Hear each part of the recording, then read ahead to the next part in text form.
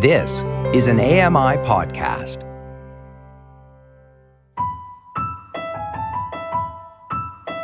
Nothing I accept about myself can be used against me to diminish me.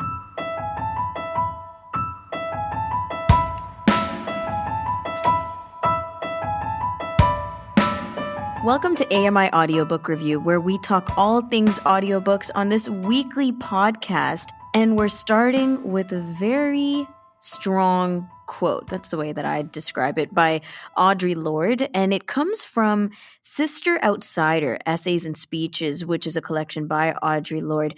And I mean, this quote, along with all the other quotes that we're going to be featuring at the start of the show throughout March, I believe are going to be quotes by women for women. That's the way that I'm thinking about it and processing it, because, of course, International Women's Day falls on March 8th. And to highlight and to recognize women in literature, thought that this would be a great way to start it off. But that is only the kickoff, because we're going to be talking about a lot of incredible literature written by women and for women, or just, covering a lot of concepts that women are interested in reading about. So that's a lot I love that. to come. I love that. Yes, me too. I'm very excited about it. I'm seeing in a lot of different contexts just great conversations, not just in the audiobook world, but great conversations surrounding women empowerment and women recognition celebration throughout March, Nazreen, and I'm sure you have too, just in and around the community. And I think that we must go strong with it. Yeah, absolutely. I'm so excited to go through it. For sure. So before we get into a lot of these in-depth conversations and details and recommendations, let's go to the CELA Library homepage, where we want to check out the featured titles at the very top. So CELAlibrary.ca is where you go. And the three titles are The Red Palace by June Her, Historical Mysteries, and Unprotected by Billy Porter, actor's biography. This one we highlighted last week and got some incredible reactions, candid reactions from our pause or play section. The Midnight Hour by Elly Griffiths, and this one is a suspense and thriller. So if you're going down the sequence, you know that we'll be talking more about this one today. But Nazreen, as usual, we'd love to know what's trending in the audiobook world. Yeah, so I don't know about you, Ramya, but I'm so over the cold. I couldn't be more ready for spring right now. And with spring comes a fresh wave of exciting new audiobooks. From new works by literary juggernauts to fresh debuts, Hollywood memoirs to sweet as can be romances, 2022 is certainly shaping up to be one for the books, and we're really excited. Audiobooks.com rounded up 25 of the most anticipated audiobooks coming out in spring 2022. So I think you guys deserve a sneak peek of this list, because we're getting excited for spring, so why not? So starting off with The Violin Conspiracy by Brendan Slocum. Atlas of the Heart, Mapping Meaningful Connection and the Language of Human Experience by Breen Brown. The Paris Apartment by Lucy Foley. The Atlas 6 by Olivia Blake. Groundskeeping by Lee Cole.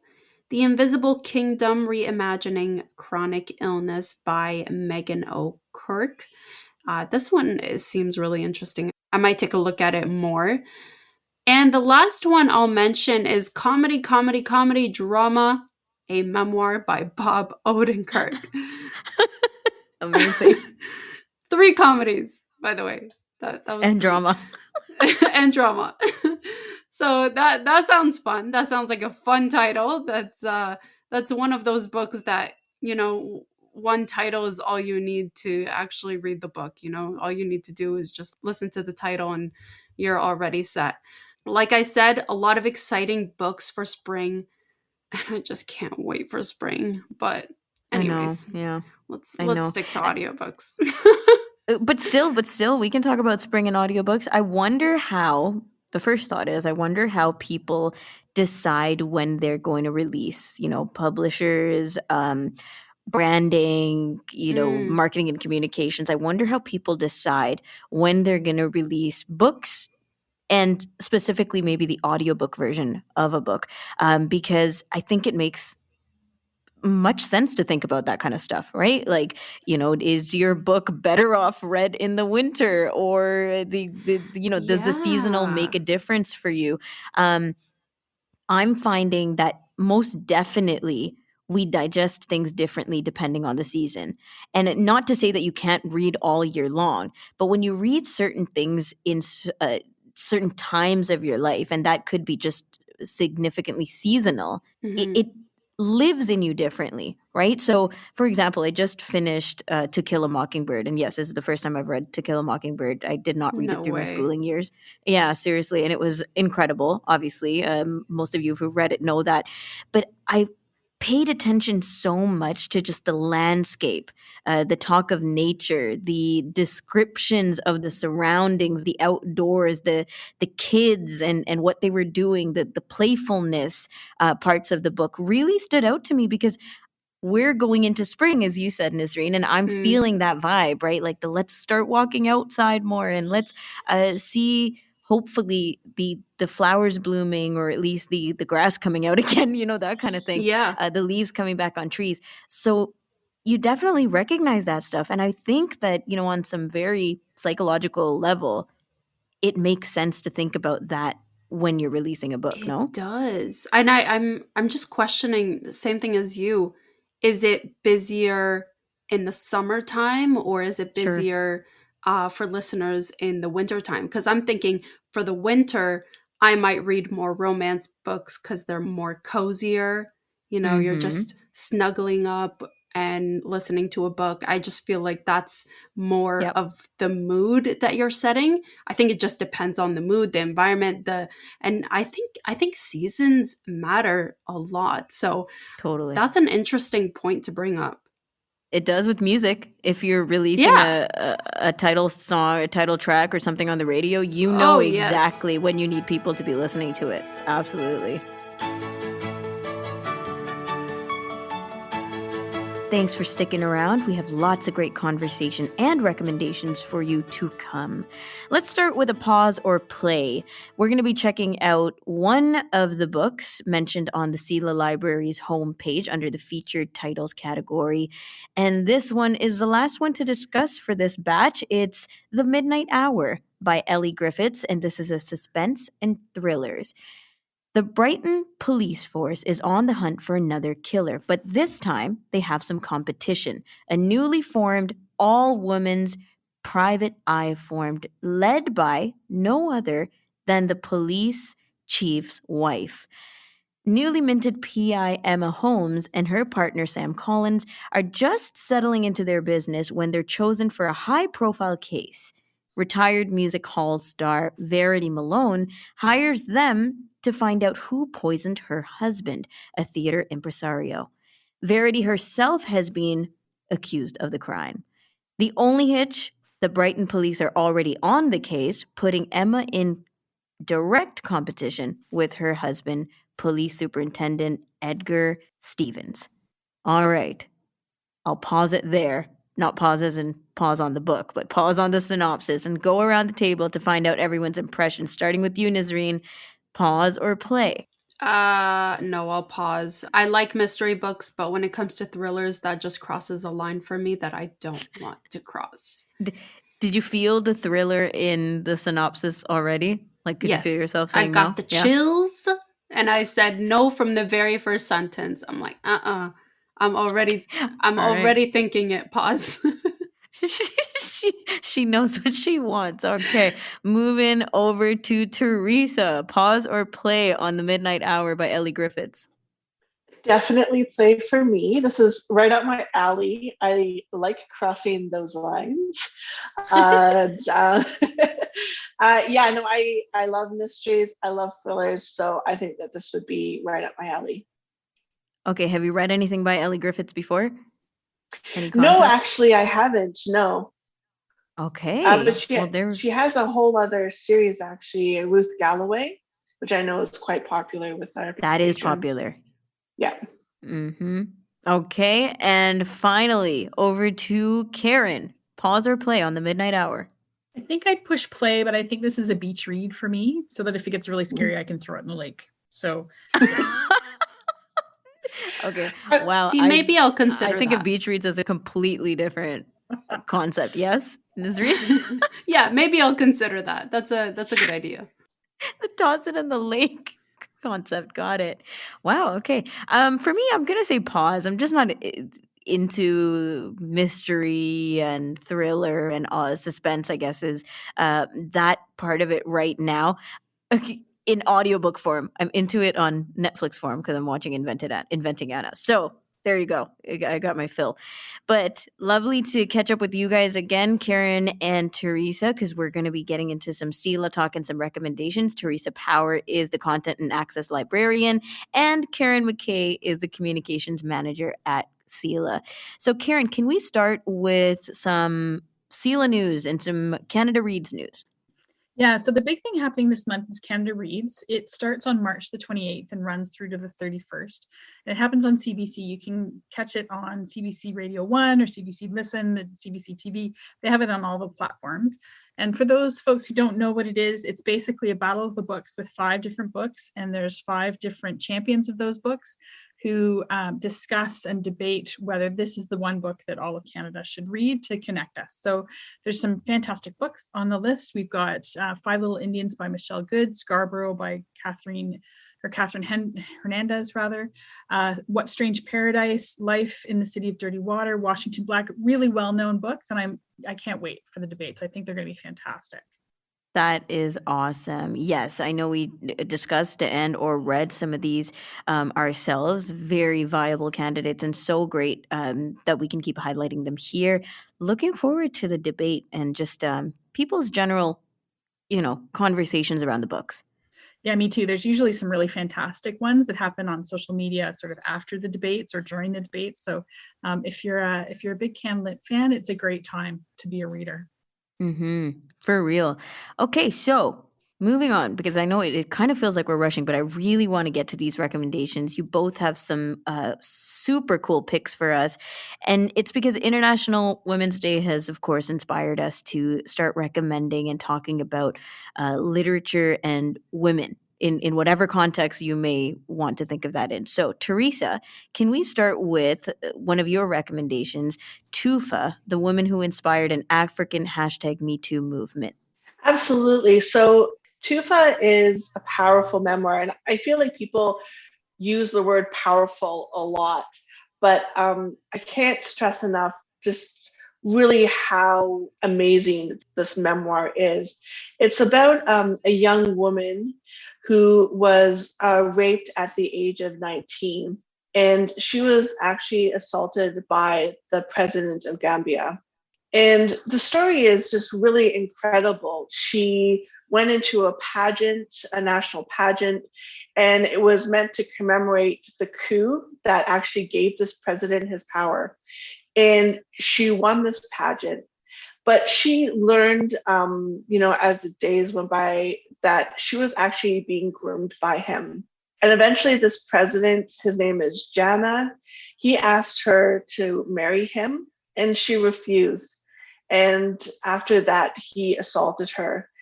And afraid for her life and, her family's safety, obviously, she traveled across the border into Senegal. And then through a network of allies, new friends, new allies, she was able to come to Canada. And she attempted to start over here. And in Canada, she sought therapy for her assault, but she also very bravely spoke out about what happened to her. And she spoke the name of her assailant, even though it put her and her family in a great deal of danger, not just naming him, but also attaching her name to him and to what happened to her. And, I can't really overstate what an impact this had. And, what her revelations had, through her voice. Many other women in West Africa spoke about this. I believe 2 other women also came forward about similar types of assault by Gemma. And as it turns out, he lost the presidential election in 2016. He's currently exiled. And she wrote this book while in Canada, working in a call center in Toronto to make ends meet. And it just really blows my mind to understand really what it truly means to persevere after something so terrible has happened. There's been so many positive reviews about this book. I could point people towards the Toronto Star, Publishers Weekly, and Kirkus is also another place where people can read reviews. And they said that the author's voice is frank and conversational, and she peppers her harrowing story with moments of humor and humanity that make the book an inspirational page turner. And I was like, wow, okay, this is a book that I don't think anyone should really miss. Wow. I mean, I'm thinking of the realism in this memoir and the kind of things that she's had to really come to terms with putting on paper to be able to then put out into the world. Absolutely. And that in itself is persevering, am I right? Like, it's just, wow, I'm getting chills, honestly. Sure. I know. And she actually went back to Gambia and she testified publicly about this as well. So, just truly amazing. Yeah. Yeah. Oh my gosh. Okay. Well, let's keep moving to the next recommendation. Thanks, Theresa. Karen, tell us about Can You Hear Me Now? How I Found My Voice and Learned to Live with Passion and Purpose by Selena Caesar Chavons. Okay, so this is one of these Canadians that I feel like we should all know more about. She was a successful young Black entrepreneur, and she decided to get into politics. She actually became the first Black person to represent the federal riding of Whitby in Ontario in 2015. And she got into politics because she wanted to make a bigger difference in the world. And she arrived with all the sort of enthusiasm you might expect. But she unfortunately quickly came to understand that Ottawa and its traditional power structures really weren't designed for someone like her. So despite having so much to offer her party and her constituents, she was really tokenized in her role. She was sent to, open museums honoring Black people and to go to a meeting with Obama, but she had no other meeting. So she didn't really get to do the things that she had wanted to do as a politician. And so she says in her book that really made her feel quite broken and quite defeated. And she ended up having quite the showdown, actually, with Justin Trudeau. And she left the Liberal Party to sit as an independent. And she goes on in the book to talk about the fallout from that decision from not only personally, but from the Black community who were, I think, disappointed that she'd had a seat at this table with power and she walked away from it. So let me tell you, I watched a couple of media interviews with her and she is fierce. Holy smokes. She's incredibly smart and insightful and she's articulate, but she is not taking nonsense from anyone. So she addresses racism and sexism and microaggressions really like head on. She's just not suffering fools, but she does it not for her benefit, but because she's really passionate about creating a place of change to bring more equality and awareness to these issues. So her book it's a memoir. It's not sort of a traditional leadership memoir. She talks really honestly about how screwing up badly becomes one of the most powerful lessons in how to conduct a life that she wants to lead, and really how those experiences help her come from a place of power to speak up to the things that need to be said. So I really think this is it's an incredibly honest book. It's an incredibly insightful book. It's very empowering. She comes from not a great childhood. She overcomes abuse and molestation. She becomes this successful business person, a successful politician, but she shares with us through this book like the incredible lessons that she's learned. And it's one of those stories that I think is going to be footnoted in history, and it shouldn't be. Like, we should all be knowing more about struggles for women, Black women in politics, because we need more diverse voices, I think. So it's a fantastic read. It was actually nominated for the Shaughnessy Cohen Political Prize last year. And so, it's well written, but I think it's an important book. Yeah. And there's something about reading something written so assertively, right? Like you said, when you hear her speak, she's just so fierce. And I think that hearing people speak that way, seeing things written that way, it just locks in something else inside of you than, hearing it in poetic ways. And I think that like you said, there are a lot of times that this kind of writing and speaking and the issues that are being brought up need to be front and center. Absolutely. So yeah, let's start with the book. That's incredible. Thank you. And Theresa, moving on to the next recommendation, let's talk about Midlife Bites. Anyone else falling apart, or is it just me? By Jen Mann. Yeah, so this book is a bit lighter than the first two books that we talked about. I think maybe deceptively lighter, I would say. You might know Jen Mann. She has a New York Times bestselling book, People I Want to Punch in the Throat, which makes me laugh every time I say it. She also has an award-winning podcast, Moms Don't Have Time to Read Books. Oh, wow. And so, yeah. So in Midlife Bites, Jen Mann is 47. She's finding herself to be really dissatisfied with life. And she doesn't really find much insight from the people around her. So she created an online community called Midlife Bites. And the short stories in this book are really inspired by the conversations had within this community by its members, who are also feeling similar things to her. I don't want to say just midlife blues, but, in that same dissatisfied position. So this book, I think for me, why it calls to me so much is because it sounds like it's funny and incredibly approachable, but I also think it's one of those books that's likely to throw up profound moments as well within that humor. Profound moments about aging, especially aging as a woman.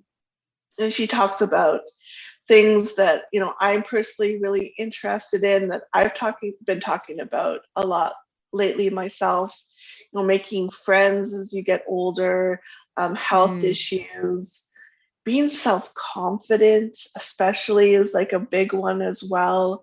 Yeah, so this book is definitely on my holds list, and I really can't wait to laugh and to cry and to have my own perhaps midlife crisis as well, Right. but also to feel like the voices of other women who are going through the same thing. I think is it's really incredible to kind of see your struggles in other people as well, and see how other people are kind of coping with it, and how they're getting better or getting through it, I suppose. Maybe not getting better, getting through it. Yeah, absolutely. Well, yeah. And the getting better part of it is getting to know other people who are going through it, because that relatability is so huge, especially with all the stigma attached to women getting older. It's just, it's endless. We can talk about it for hours, and for sure that self-confidence is, weaning, and we need to hear these perspectives. Karen, can we squeeze in this last one super, super quick? Over the Boards, Lessons from the Ice by Hayley Wickenheiser. Sure. So Hayley Wickenheiser is a Canadian women's hockey player. She's actually got 4 Olympic gold medals to her name. She's been named to the Order of Canada. She's also a medical doctor, and she's currently working with the Toronto Maple Leafs. So this book really sort of touches on all the lessons that she learned on the ice. That's the subtitle of the book, how she's translated those lessons to help her achieve all the goals that she's had in her life. She doesn't sugarcoat stuff. She's had struggles with injuries, knee injuries, and a concussion. She also talks about the challenges of being a woman in a male-dominated sport, and how there was always a struggle to garner equal recognition and equal pay. She talks about all the work that she's doing to try and create a foundation for women to succeed in the sport. She's a motivational speaker, so we get a bit of that in the book. There's lots of stuff that we can kind of take away and reflect on in our own life, but I threw this in because she's really inspiring, not only just as a hockey player, but as a woman and a Canadian in general. My kids have all played hockey. They've all played on co-ed leagues, and I know how important representation has been for my girls to see other women succeeding in this venue. And so it's a great book. You don't have to be a hockey fan to read it. There's takeaways for everybody. I hope folks will feel really inspired and empowered by reading this book. Wow. What a variety, you guys. Thank you so much for bringing these books to us. I honestly feel like, at least personally, that we're going into March with such a great list and such great things to think about and just talk about. Appreciate you guys so much. We'll catch up in April, and happy audiobook listening and everything else. To you too. Thanks so much for having us. All right, talk soon. Take care. Theresa Power and Karen McKay from the CELA Library joining us, and that's pretty much at the start of every month. That's it for this week on AMI Audiobook Review. Until next time, happy audiobook listening yourself.